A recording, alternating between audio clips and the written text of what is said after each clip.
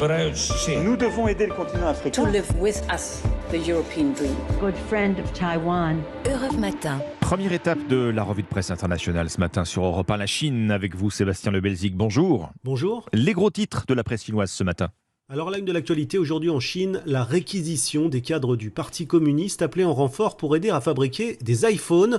Le journal Tencent News revient sur la fuite de ces milliers d'ouvriers qui ont quitté leur usine par peur du Covid et qui ne sont jamais revenus. Du coup, pour les remplacer, les villages alentours ont reçu pour instruction d'envoyer au moins 2 habitants chacun et des cadres du parti ont dû signer les premiers des contrats de 1 à 6 mois pour montrer l'exemple. Le magazine économique Caixin nous décrit cette usine de Foxconn, le sous-traitant d'Apple, qui fabrique 80% des iPhones du monde et qui fonctionne pour cause de Covid dans une bulle où les 200 000 ouvriers travaillent, mangent et dorment sur place.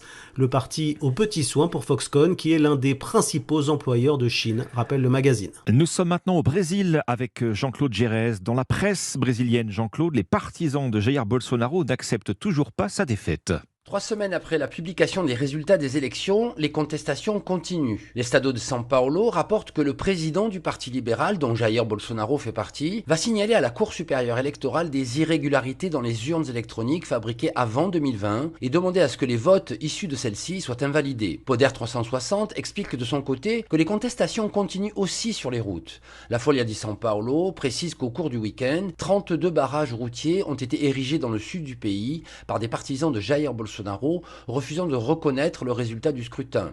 Métropole souligne que dans cette même région, 10 hommes ont mis le feu et tiré sur une station-service de l'autoroute. Des manifestations que certains policiers, selon Géon, qualifient d'actes terroristes dignes des Black Blocs.